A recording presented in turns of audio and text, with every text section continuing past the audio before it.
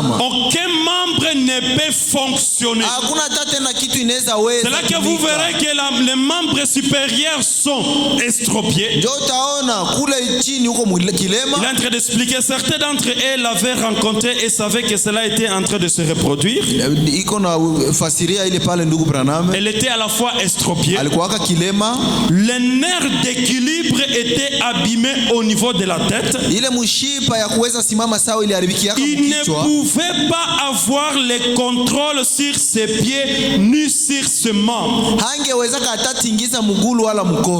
Ça veut dire ce qui importe beaucoup dans le corps humain, c'est ce nerf reçu équilibre. Une fois cela abîmé, cela ça abîme toutes les autres choses. Ça veut dire une fois on manque l'équilibre de la parole, cela réglera la ruine dans la vie. Branham a parlé sur une biche. Je n'ai pas le temps à tout lire, c'est d'avoir soif de la vie. Branham a dit quand le chien poursuit la biche, une fois que la biche perd l'équilibre, c'est là que le chien va prendre le contrôle sur la biche. Ça veut dire l'élément qui caractérise la protection de la biche. Branham dit c'est l'équilibre. Aussi longtemps nous perdons l'équilibre, les chiens seront par-dessus de nous. Les chiens prendront le dessus sur nous. Ça veut dire pour combattre le bon combat, il nous incombe d'avoir de l'équilibre dans la parole de Dieu. Maintenant, pendant que je vais pour terminer, le bataille inutile que nous devons éviter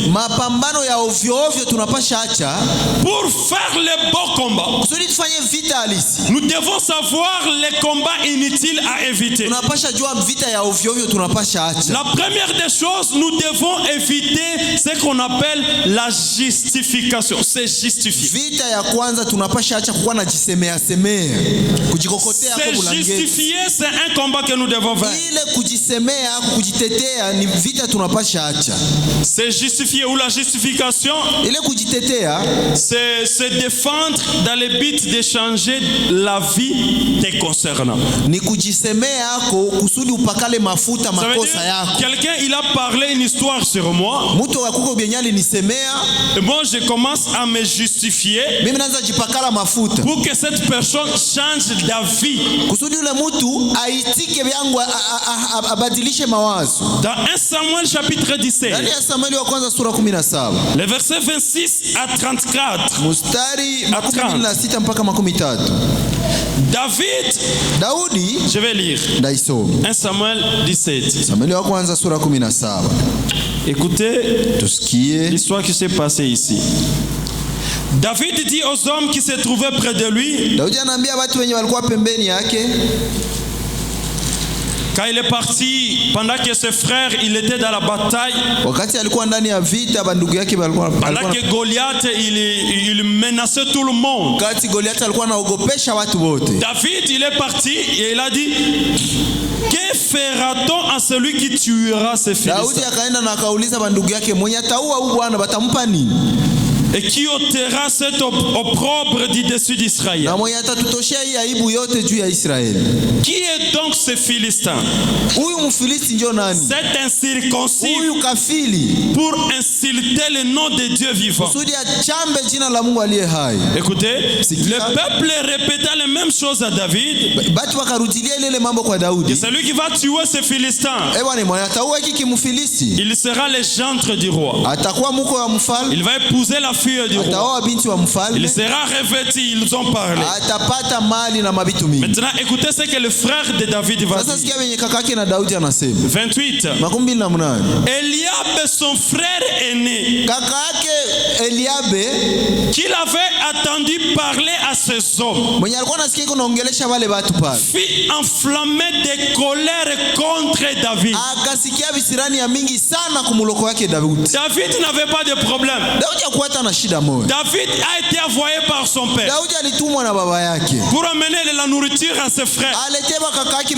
Mais David se retrouve qu'il y a un monsieur qui lance l'opprobre sur le peuple d'Israël. Et David se renseigne auprès de gens. Mais quand son frère aîné voit David se renseigner, la Bible nous dit Eliab fut irrité. Et quand nous entrons dans l'histoire de David, nous trouvons que Eliab s'est irrité de David parce que Eliab était frustré contre David. Eliab en voulait à David parce que Eliab n'avait pas bien pris le fait que Dieu avait choisi David comme roi au lieu de lui le grand frère. Le prophète est venu oindre David. Et cela a laissé la frustration d'Eliab. Et depuis ce moment, Eliab savait que la cause de son malheur c'était David. Peu importe ce que David pouvait faire, comme Eliab était conscient, il en voulait à David que cette huile ne lui... Voilà, il dit il était filtré. David se renseigne. Il n'y avait rien de mal à cela. Mais écoutez ce qu'Eliab va dire.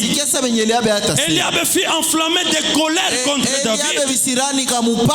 Et il dit, pourquoi est-il descendu ici?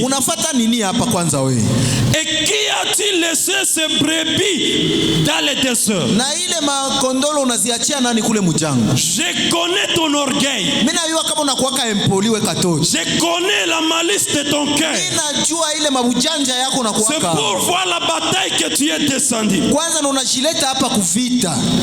David répondit, qu'ai-je donc fait?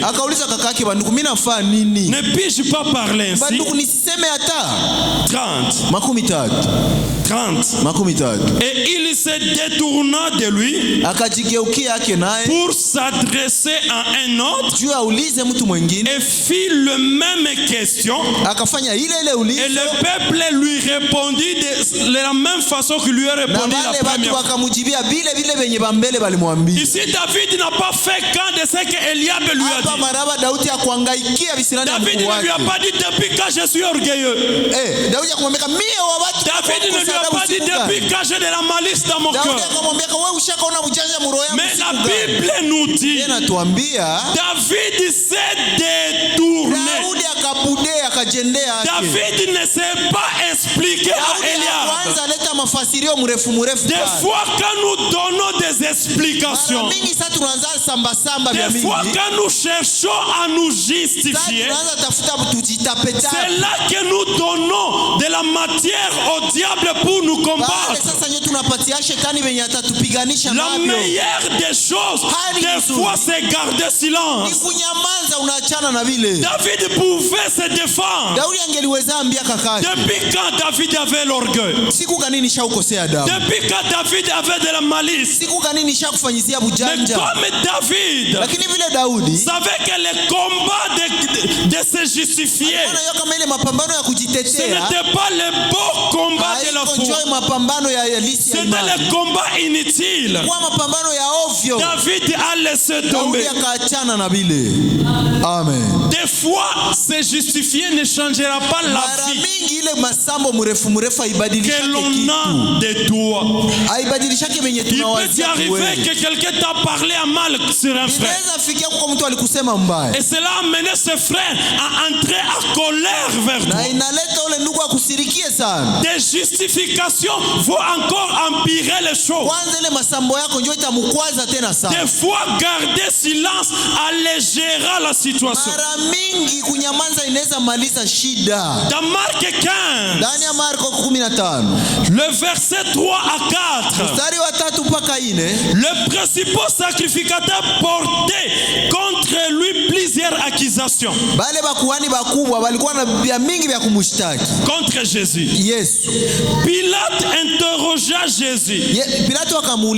Et dit, ne répond-il rien? Ces sacrificateurs, ils t'accusent. Ils ont mis des accusations sur toi. Pilate dit, toi Jésus, ne répond-il rien? Tu ne vois pas combien de choses ils t'accusent? 5. Jésus ne fit plus aucune réponse. Ce qui étonna Pilate. Jésus était capable de se défendre. Jésus était capable de donner sa défense contre ces accusations du sacrificateur. Mais dans Marc 14, le verset 61, Jésus garda le silence et ne répondit rien. Lui qui avait les paroles faciles dans la bouche, lui qui pouvait facilement se défendre, mais à cette situation, comme il voyait que c'est un combat inutile, frère, on a dit ceci. Frère, d'ailleurs, on a dit ceci. La meilleure des manières, c'est de garder silence.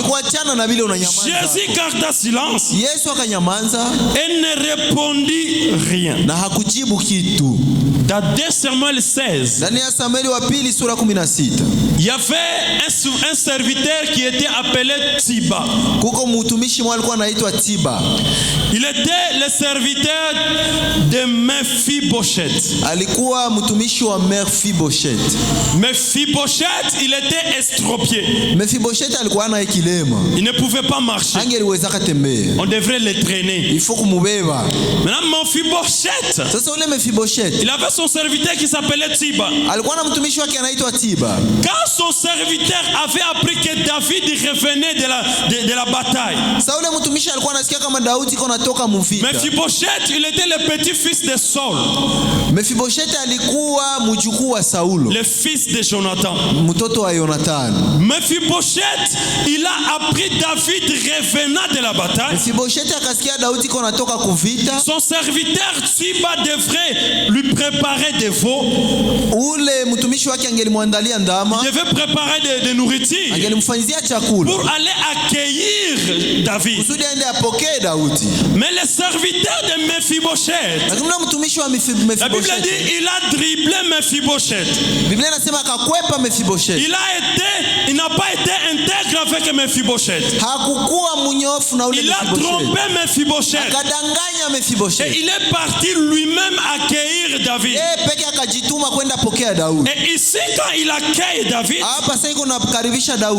dans 2 Samuel 16, il dit, le roi dit, il dit, lorsque David dépassait le sommet, lorsque David y dépassait, voici Tsiba, serviteur de Mephibosheth, vint au-devant de lui avec des ânes sur lesquels il y avait 200 pains, 100 masses de raisins. Il y avait 100 masses de fruits et une outre de vin. Le roi dit à Tiba. Mfalme akamwambia ule Tiba, que veux-tu faire de cela? Unakiafanya nini na hivi hapa? Et Tiba répondit, Tiba akajibia, les ânes serviront de montir à la maison du roi. Hii mapunda zitasaidia kupandisha hii. Les pains et les fruits sont pour nourrir les jeunes gens. Mikate na hii matunda ni kwa kukulisha babiana. Et le vin pour désaltérer ceux qui seront fatigués dans le désert. Na divai ni kwa wenye batachoka kule mjangwa. Le roi dit à Tiba, Mfalme akamwambia ule Tiba, où est ton maître? sasa chef wako iko wapi? Ça veut dire Mephibosheth. Ule Mephibosheth. Tiba répondit au roi, Tiba akajibia mfalme, voici il est resté à Jérusalem. Ona aliwakia kule Yerusalema. Car il a dit, aujourd'hui la maison d'Israël me rendra le royaume de mon père. Jua alisema leo nyumba yangu itarudia, nyumba ya babangu itarudia kwa. David dit, Daudi anasema, voici tout ce qui appartient à Mephibosheth est à toi. Ona sasa vyote vyenye Mephibosheth anaokuwa navyo. Comme Mephibosheth, il veut me ravir la royauté. Hivi Mephibosheth anatafuta kukaramusha. Comme Mephibosheth, il est parti à Jérusalem vers mes ennemis. Hivi Mephibosheth anaenda Yerusalema pour réclamer la royauté qui me revenait. Sudi aninyang'anye ufalme ni yenye. Voici tout ce qui appartient à Mephibosheth. Vyote vya vyenye ni vya Mephibosheth. T'appartient maintenant. Vyako tangu sasa. Amen. Écoutez dans 2 Samuel 19. Sikia sasa ndani ya Samuel wa pili 19. Mephibosheth n'était jamais allé à Jérusalem. Ule Mephibosheth wa watu hakwenda hata Yerusalemu hata siku moja. 2 Samuel 19 le verset 24. Samuel wa pili 19 mstari wa 14. Mephibosheth fils de Saul. Mephibosheth mwana wa Sauli. Il était fils de Jonathan. Alikuwa mjukuu ni mtoto wa Jonathan. Celui qui était le fils de Saul. Jonathan ndio alikuwa mtoto wa Sauli. Dans la Bible, le petit-fils on utilise toujours fils. Mu Biblia mjukuu naye tu ni mtoto wa mtu. Alors ici on dit Mephibosheth fils de Saul. Anasema Mephibosheth mwana wa Sauli. Descendit aussi à la rencontre du roi quand il a appris. Naye akashuka kwenda pokea mfalme. Il n'avait point soigné ses pieds. Hakusukula hata miguu yake. Ni fait sa barbe. Hata kunyola mandevu. Ni lavé ses vêtements. Wala kunao kufula hata manguo. Depuis le jour où le roi s'en était allé jusqu'à celui qui lui revenait à paix. Tangu ile siku yenyewe. Depuis que David est parti. Tangu Daudi alienda. Mephibosheth n'était jamais quitté dans sa maison. Mephibosheth hakutoka hata. Il n'avait jamais rasé sa barbe. Hakunyola hata na ndevu. Maintenant écoutez. Sasa sikia. Lorsqu'il s'est rendu au devant des rois à Jérusalem. Wakati alienda mbele ya mfalme kule Yerusalema. Pourquoi n'es-tu pas venu vers moi Mephibosheth? Mfalme anamuuliza, jua nini wao kukuya kwangu Mephibosheth? Il répondit, akajibia, mon serviteur m'a trompé. Mtumishi wangu alinidanganya. Car ton serviteur qui est boité avait dit, je ferai sceller mon âne et je le monterai et j'irai vers le roi. Jumie mtumishi wako nilisemaka ndatwala punda yangu na ndaenda kwenye mfalme. Tiba, lakini il a calomnié ton serviteur. Akanidanganya. Auprès de mon seigneur le roi, fait, et il dit le verset 28, car tous ceux de la maison de mon père n'ont été que déjà dignes de mort devant le roi mon seigneur. Il dit ceci, car tous ceux de la maison de mon père n'ont été que déjà dignes. Ici, Mephibosheth, il était en train de se justifier devant le roi. Si je ne suis pas venu, c'est parce que je suis boité. Le serviteur qui devrait m'amener, il m'a dribblé. Il n'a pas été intègre. Le roi lui dit, malgré que Mephibosheth s'est dérangé, il s'est justifié. Le roi lui dit, à quoi bon toutes tes paroles? Je l'ai déclaré. Toi et Tiba, vous partagerez les terres. Même si Tiba il était trompé, même si Tiba il est venu et il a menti le roi, David, l'homme selon le cœur de Dieu, il n'a pas dit comme Tiba m'a trompé. Voilà Mephibosheth qui se justifie. Voilà, je dois lui rendre sa part. David, il dit, pourquoi tu te justifies? Pourquoi toutes ces paroles? Moi j'ai déclaré que ta terre sera partagée avec Tiba. Tiba. Ça veut dire la vie de Tiba. Ça veut dire la vie de Mephibosheth. Que Tiba avait amené auprès du roi David. Tous ces mensonges de Tiba que Tiba avait amené à David, les explications de Mephibosheth n'avaient pas changé cela. Mephibosheth a cherché à se justifier. Mais ces justifications n'ont pas changé la vie que David avait. Ça veut dire David, l'homme selon le cœur de Dieu. Le mensonge qui avait été planté dans son cœur, les justifications ne devraient jamais changer cela. Il serait mieux que Mephibosheth se calme. C'est là que David dit, pourquoi toutes ces paroles? J'ai déclaré que Tiba va partager tes terres. Peu importe ce qu'on a dit de nous. Oh, tel frère, c'est un aventurier. Tes justifications n'apporteront pas grande chose. Des fois, c'est garder silence et laisser Dieu faire la suite. Peu importe la chose est devenue grande. Peu importe les accusations sont devenues grandes sur nous. Nous ne devons pas aller dans les combats de se défendre. Nous avons un seul défenseur qui est Jésus. Le jour viendra où Jésus va prendre notre place. À quoi bon de se justifier? La rancune que ce frère a plantée dans le frère contre toi, tes justifications ne seront jamais en mesure d'enlever cette rancune.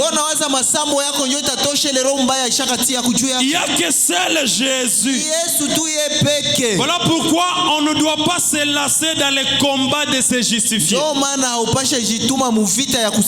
frère, tu vois, pasteur, ce n'était pas comme ça d'ailleurs. C'est bon. Mais la vie que le pasteur a gobée, la vie que le frère lui a montré au pasteur, tes justifications ne seront jamais à mesure de la lever. Voilà pourquoi c'est une bataille que nous ne devons jamais nous approprier. C'est bon de rester silencieux et laisser Dieu faire l'affaire. Je vais lire une écriture peut-être pour terminer. Le vendredi, nous allons essayer de parler la bataille de l'unanimité. Unanimité, ça veut dire chercher à ce que tout le monde ait le même avis. Non, ça veut dire je veux que tout le monde il ait le même avis sur moi. Je suis un frère bien. Que tout le monde de l'église reconnaisse cela. Nous devons comprendre qu'il doit y avoir toujours une unanimité. Ça veut dire peu importe ce que nous faisons, il y aura toujours des gens qui auront des avis contraires. Parce que ici, dans Jean chapitre 12, 7-12, il y avait dans la foule une grande rumeur en son sujet. Les uns disaient c'est un homme bien. D'autres disaient non, il égare la multitude. Ce que Jésus a fait, l'homme le plus puissant de la terre, l'homme qui a vécu la vie la plus noble, n'a pas amené à tout le monde d'avoir un avis.